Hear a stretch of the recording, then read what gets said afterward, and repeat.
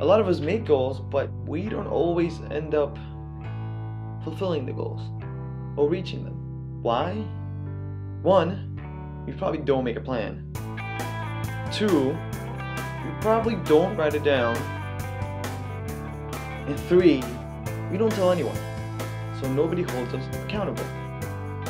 And four, we don't hold ourselves accountable. Those four things are very important when you want to make a goal. So the first thing you should probably do once you get a goal, you write it down. My goal. So this year is to lose weight, get buff, get a girlfriend, buy a house, get more views, more videos, get more subscribers, do more science videos, try to make more videos weekly. Now, the first thing I do, write it down on paper. And then you want to write them down in as many places as you can. Kind of like when you're in high school and you write the special person's name everywhere. Your notebook, papers in your wallet, purse, whatever you have. You want to write this everywhere so you don't forget it. So if you do end up waking up one morning and you remember, oh, I want to do something. I have so much free time. What was that thing that I wanted to do? Well, you might just have the paper right next to you, or you might go on Facebook and have a note on there with all the things you want to do. Or you have a Tumblr, you can have it on there. Or your computer has one of those note sticky things, you can put them on there. Or you have sticky things on your refrigerator, on the wall in your room. Or you have one of those magnetic boards with markers and you write all over them. Those are really good, I have one. So what I do is I write it on paper, then I put it on my computer in my notes with my notes with stickies. I have a Google Docs document so I can see it everywhere online. Doesn't matter where I'm at, if I'm not home or something, with all my goals on them. I have it on Facebook and I have it on Tumblr. One of the things I do every year is I have a list. I call it my 1,000 things to do before I die list. So far I'm at about 200. Every year I add something that I want to do. And then I have smaller lists of things that are really important that I need to get done with this year. The second thing would be tell people. So that's why I have kind of my bucket list of things I want to do before I die on Facebook. I have it on my Facebook so other people can see them and other friends can add to them and tell me something cool that I can put in there. And then they can see my progress along the way. And then also some people might want to do some of those things that are in there with me. And then there's other things that are more personal that I do by myself. But by having it on there, you're kind of held more accountable in a way. Now another thing, in my room I have one of those marker boards. You know, the magnetic ones with the eraser, the magnetic eraser.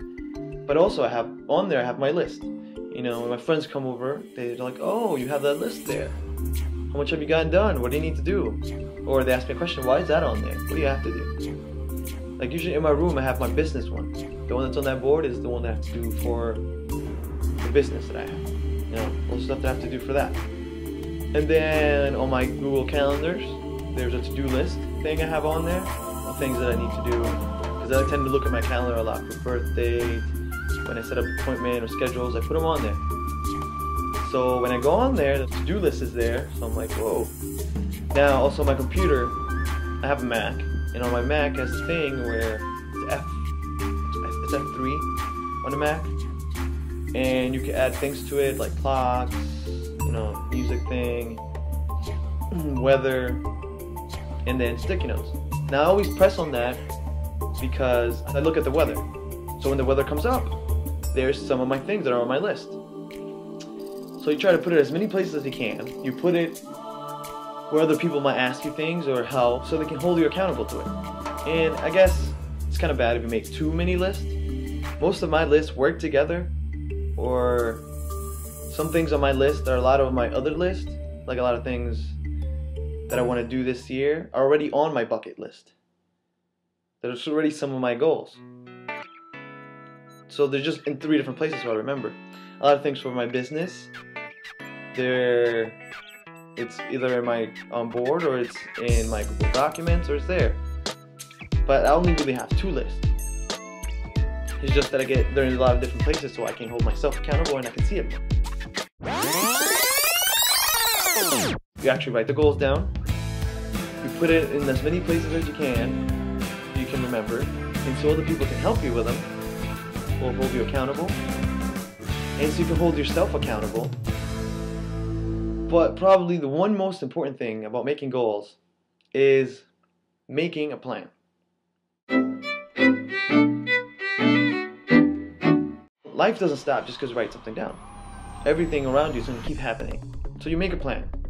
Look at where you are now and where you want to be, and what you think is going to take to get you from point A to point B.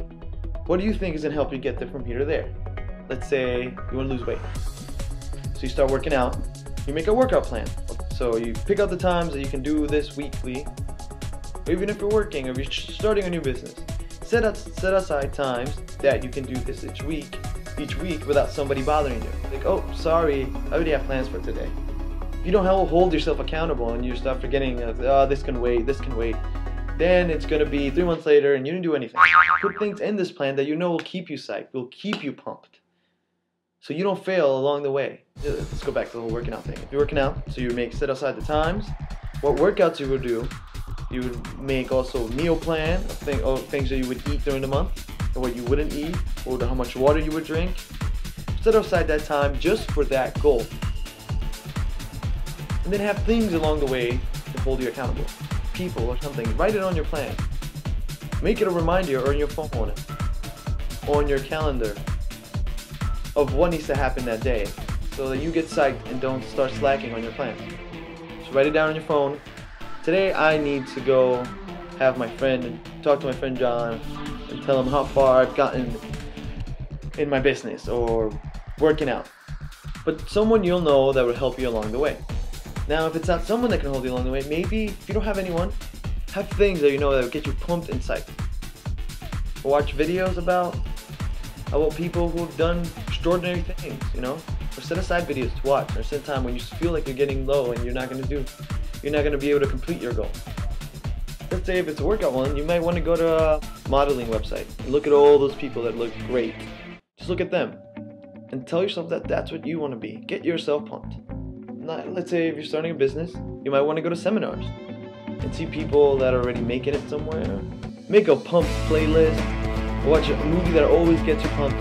But set aside that time in your plan to watch that just as many times, little checkpoints along the way, just so you can get yourself pumped, just in case you might be going down, or just to make yourself work harder towards that plan.